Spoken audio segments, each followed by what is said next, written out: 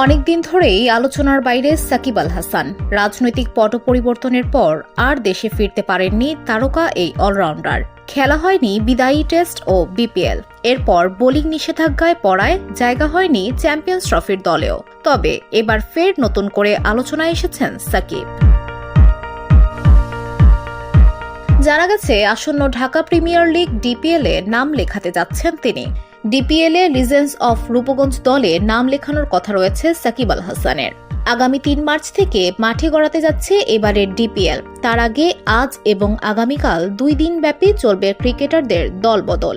আর সেই দলবদলে তারকা ক্রিকেটারদের দলে ফেরানোর জোর চেষ্টা চালিয়ে যাচ্ছে লিজেন্ডস অফ রূপগঞ্জ। ধুলো ময়লা ও ক্ষতিকর ধূলিকণা থেকে নিমিষেই মুক্তি দেয় চৌধুরী এয়ার পিউরিফায়ার। এর শক্তিশালী সাকশন ঘরের কোনায় কোনায় লুকিয়ে থাকা সকল ধুলা টেনে ফিল্টার করে এবং বের করে আনে নির্মল ও স্বাস্থ্যকর হাওয়া। দলটি ইতোমধ্যে বেশ কয়েকজন ক্রিকেটারকে স্কোয়াডে অন্তর্ভুক্ত করেছে। সবশেষ আজ অনলাইনে সাকিব আল হাসানকে দলে ফেরানোর কথা জানিয়েছে তারা। সাবেক এই বাংলাদেশ অধিনায়ক নিজেও দলবদল নিশ্চিত করতে ছবি পাঠিয়েছেন বলে জানা গেছে। সাকিব ছাড়াও লিজেন্ডস অফ রূপগঞ্জের স্কোয়াডে রয়েছেন জাতীয় দলের বেশ কয়েকজন ক্রিকেটার। সৌম্য সরকার, তানজিদ হাসান তামিম, জাকের আলী অনিক ও তানজিম হাসান সাকিবরাও দলটির জার্সি গায়ে জড়ানোর কথা রয়েছে।